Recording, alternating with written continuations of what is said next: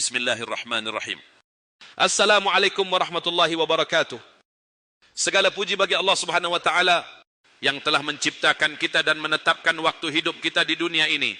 Shalawat serta salam semoga tercurah kepada Nabi Muhammad sallallahu alaihi wasallam, keluarga, sahabat dan seluruh umatnya yang setia di jalan Islam.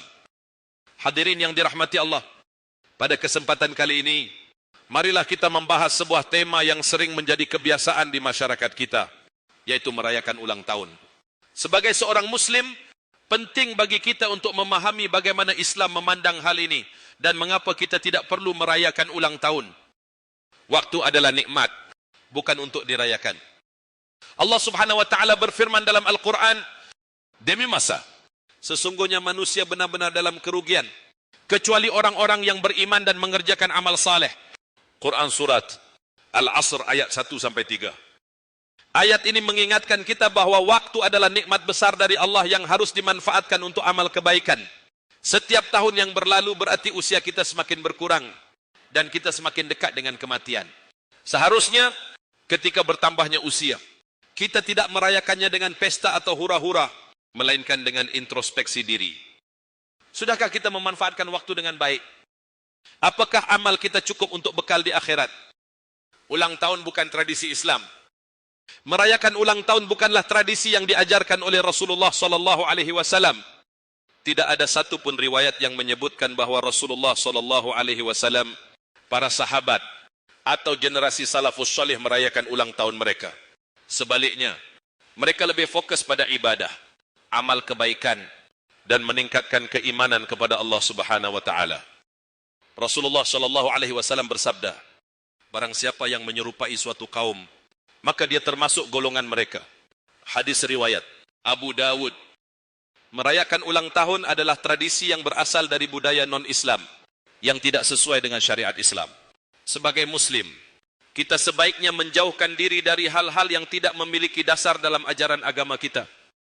Makna syukur yang sebenarnya, sebagian orang beralasan bahwa ulang tahun adalah bentuk syukur atas nikmat umur. Namun, syukur dalam Islam tidak diungkapkan dengan pesta atau acara mewah, melainkan dengan amal kebaikan. Allah Shallallahu alaihi wasallam berfirman, sesungguhnya jika kamu bersyukur, pasti kami akan menambah nikmat kepadamu. Quran Surat Ibrahim ayat 7. Jika kita benar-benar ingin bersyukur atas nikmat umur, lakukanlah hal-hal berikut. Perbanyak salat dan zikir, bersyukurlah kepada Allah dengan mengingatnya lebih banyak. Sedekah kepada yang membutuhkan, bagikan rezeki kepada orang-orang yang kurang mampu.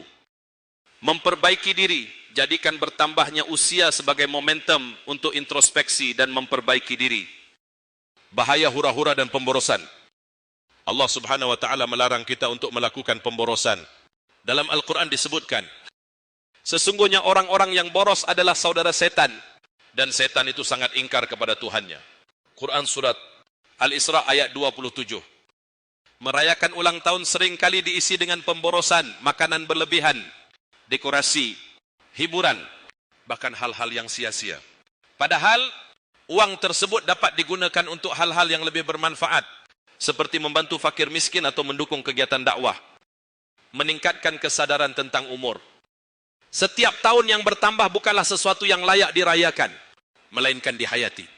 Umur adalah amanah, dan setiap detik yang kita lalui akan dimintai pertanggungjawaban oleh Allah Subhanahu wa taala.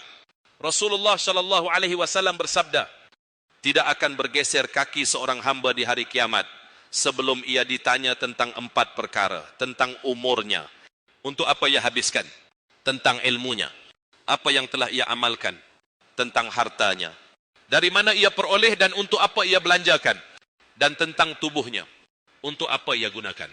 Hadis riwayat Tirmizi. Hadirin yang dimuliakan Allah, kita tidak perlu merayakan ulang tahun, karena itu bukan bagian dari ajaran Islam. Sebaliknya, manfaatkan momentum bertambahnya usia untuk memperbanyak syukur, introspeksi, dan memperbaiki diri. Jadikan waktu yang tersisa sebagai ladang amal, sehingga ketika kita kembali kepada Allah, kita membawa bekal yang cukup. Semoga kita semua termasuk hamba-hamba yang pandai bersyukur dan memanfaatkan waktu dengan baik. Wassalamualaikum warahmatullahi wabarakatuh.